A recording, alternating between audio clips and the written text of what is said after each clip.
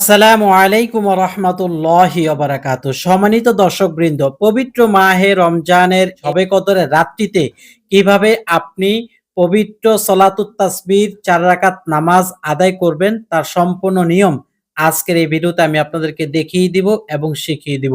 সালাতুত তাসবিহ নামাজ কয় সালামে পাঠ করবেন? সলাতুত তাসবিহ নামাজের নিয়ত আরবি এবং বাংলা। সলাতুত তাসবিহ নামাজের সূরা কি? সালাতুত তাসবিহ নামাজ পড়লে কি লাভ হবে?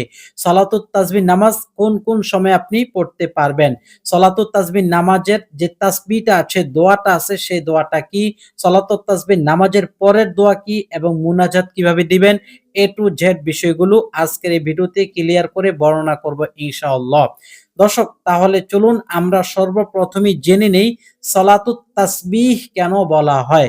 সলাত অর্থ হলো নামাজ, আর তাসবিহ অর্থ হলো একটা তাসবিহ মানে একটা দোয়া।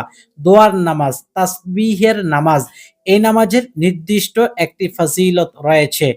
নবী করিম সাল্লাল্লাহু আলাইহি ওয়াসাল্লাম তার চাচা আব্দুল মুত্তালিব রাদিয়াল্লাহু আনহু, আব্দুল্লাহ ইবনে আব্বাস আব্দুল মুত্তালিব রাদিয়াল্লাহু আনহুকে বলেছিলেন, হে চাচা, এই নামাজ দ্বারা আল্লাহ রাব্বুল আলামিন আপনার জীবনের ছোট বড়, আগের পরের, নতুন পুরাতন, ইচ্ছা অনিচ্ছা সব ধরনের গুনাহ মাফ করে দিবেন। সুবহানাল্লাহ। চাচা, আপনি যদি পারেন এই নামাজ প্রতিদিন পড়বেন, আর যদি প্রতিদিন না পারেন তাহলে পুরো সপ্তাহে একবার পড়বেন, আর যদি সপ্তাহেও একবার পড়তে না পারেন তাহলে ১৫ দিনে একবার পড়বেন, আর যদি ১৫ দিনে একবারও পড়তে না পারেন তাহলে মাসে একবার পাঠ করবেন।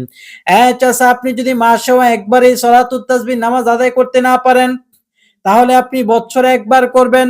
আর যদি বছরে একবার এই নামাজ পড়তে না পারেন তাহলে মনে রাখবেন সারা জীবনে একবার হলেও এই নামাজ আপনি আদায় করে নিবেন।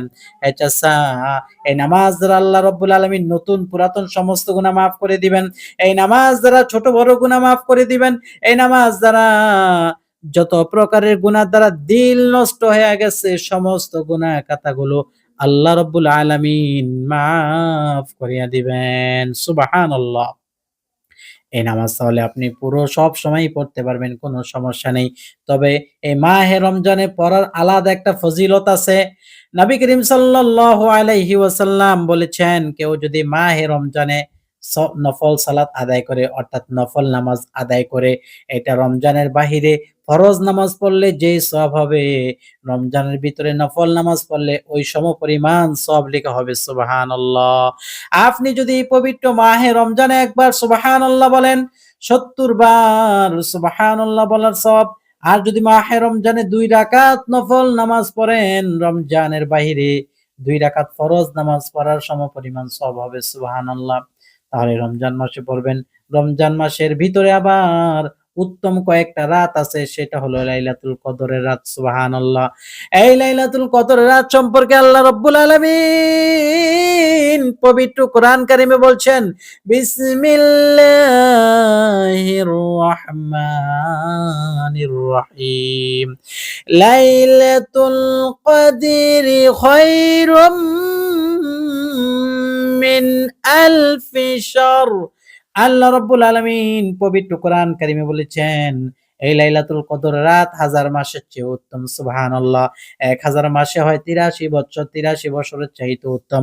আপনি বাঁচবেন কত বছর? আপনি যদি এক রমজানের পবিত্র লাইলাতুল কদর রাত ভাগ্যে নিতে পারেন, অর্থাৎ ২১ রাত, ২৩ রাত, ২৫ রাত, ২৭ রাত, ২৯ রাত, সবগুলো রাত্রিতে যদি আপনি ইবাদত করে লাইলাতুল কদরকে পেয়ে যান তাহলে আপনার সারা জিন্দেগির ৮৩ বছরের সব আল্লাহ রাব্বুল আলামিন আমল ইবাদত আল্লাহ রাব্বুল আলামিন আপনার আমলনামায় লিখে দিবেন।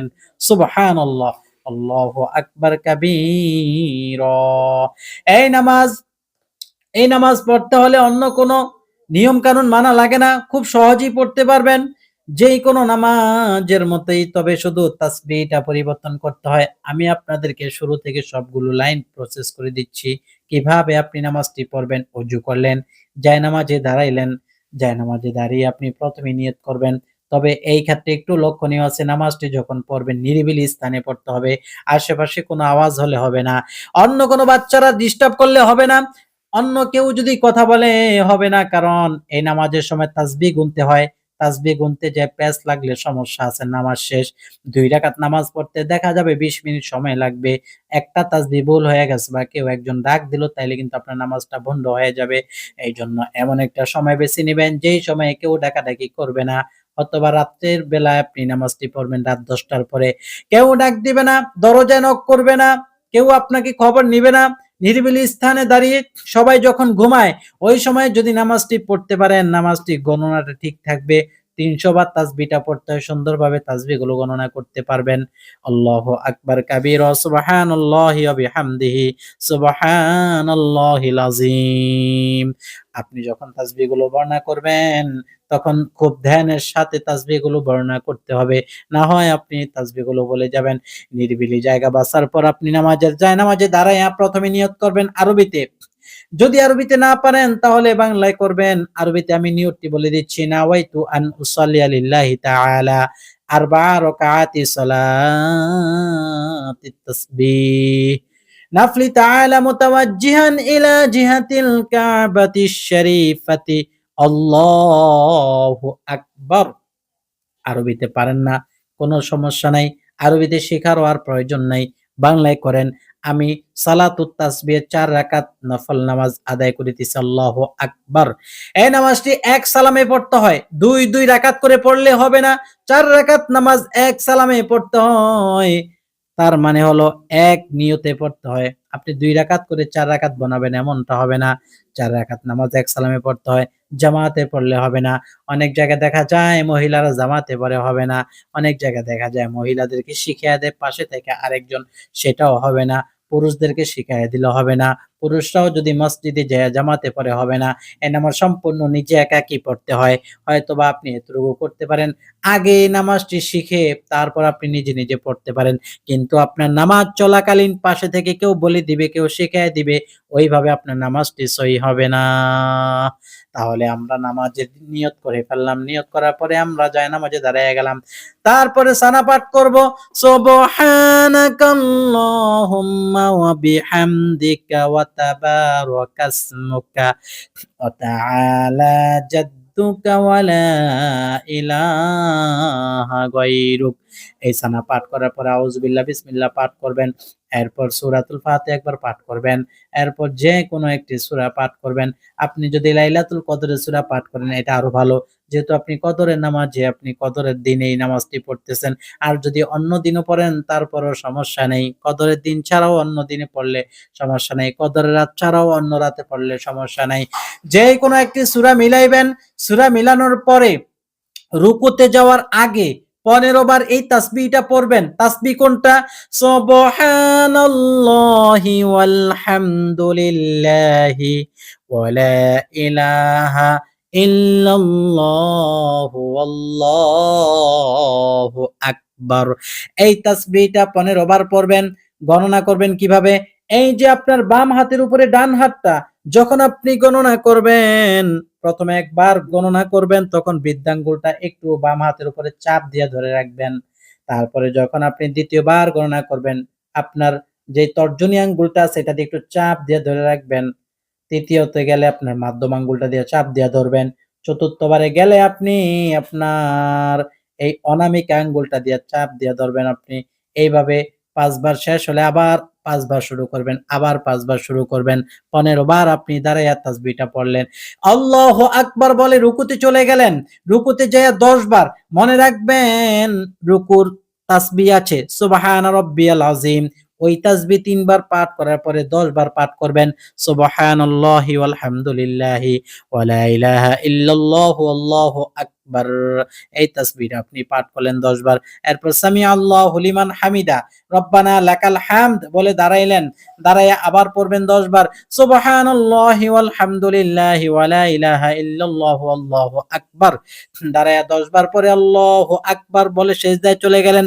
সিজদায় যেয়ে পড়বেন সুবহান রাব্বিল আ'লা ৩ বার। এরপরে ১০ বার সুবহানাল্লাহি ওয়াল হামদুলিল্লাহি ওয়া লা ইলাহা ইল্লাল্লাহু আল্লাহু আকবার। আকবার, প্রথম সেজদা শেষ করে আপনি আল্লাহু আকবার বলে বসলেন, তার মানে আরেকটা সেজদা দিবেন। এটাকে বলা হয় ২ সেজদার মাঝখানে বসা।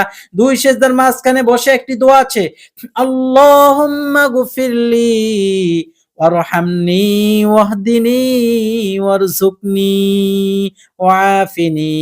সম্পূর্ণ দোয়াটা না পারলে রব্বি গফিরলি ওয়ারহামনি ওয়াহদিনি এতটুকুই পড়লে হবে। সালাতুত তাসবিহ নামাজটার নিয়মটা একেবারেই সহজ যদি বুঝতে পারেন।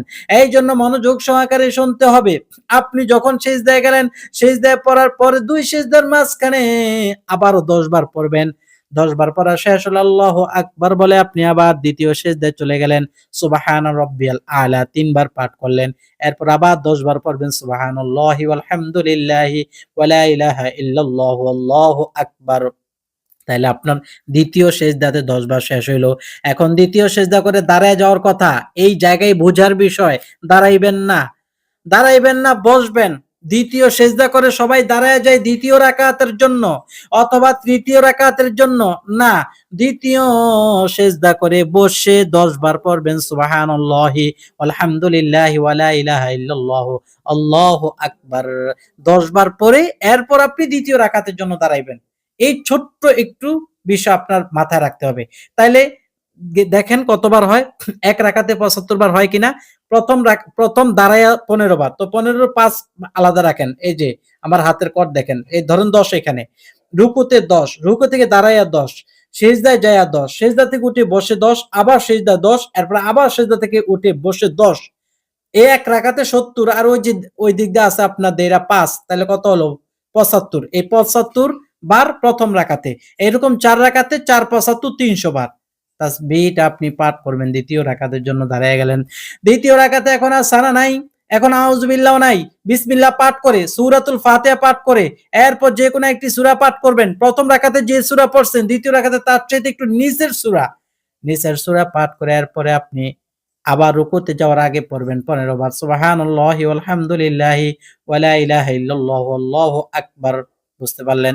এটা পাঠ করে এরপর আপনি রুকুতে আবার ১০ বার, রুকু থেকে দাঁড়াইয়া ১০ বার, সেজদায় যায়া ১০ বার, বসে ১০ বার, আবার সেজদায় ১০ বার, আবার বসে ১০ বার, ৩য় রাকাতের জন্য দাঁড়াইয়া যাবেন।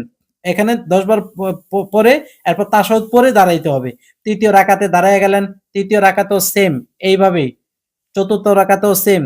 এইভাবেই আপনি নামাজটি শেষ করবেন। ওবেদিকে সালাম ফিরিয়ে নামাজটি শেষ করে আপনি সাইয়্যিদুল ইস্তিগফার পাঠ করবেন যেহেতু আপনার নামাজ শেষ। নামাজ শেষে সাইয়্যিদুল ইস্তিগফার পাঠ করে মুনাজাত দিবেন। সাইয়্যিদুল ইস্তিগফার কি? নবীজি সাল্লাল্লাহু আলাইহি ওয়াসাল্লাম বলেছেন, সাইয়্যিদুল ইস্তিগফার যে ব্যক্তি পাঠ করবে, ওই ব্যক্তির গুনাহ খাতাগুলো আল্লাহ রাব্বুল আলামিন মাফ করে দেন। সে জান্নাতবাসী হয়ে যায়। সুবহানাল্লাহ।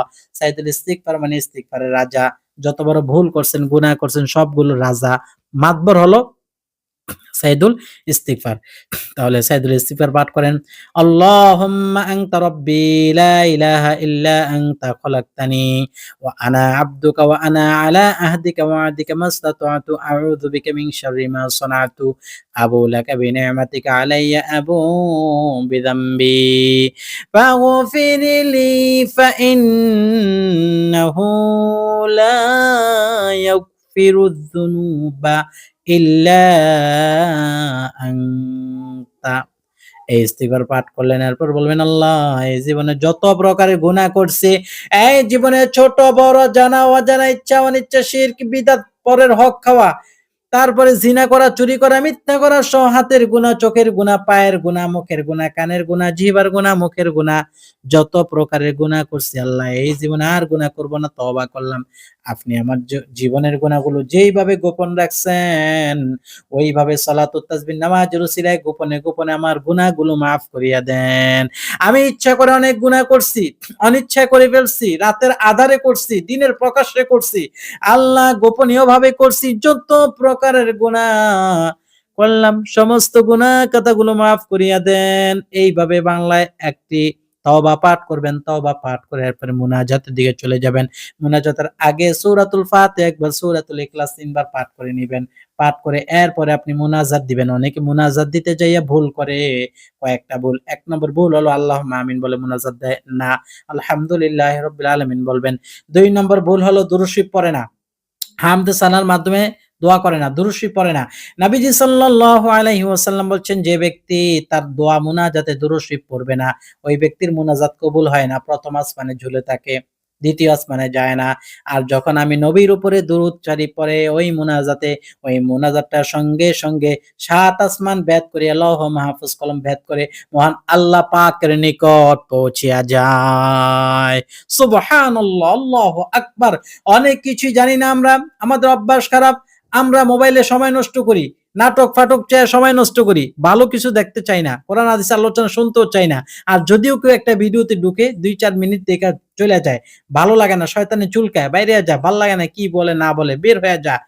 আরে কত সুন্দর, সুন্দর জিনিস আপনি জানেন না। মুনাজাত দেন, সারা জীবন দিছেন, কবুল হয় না কেন?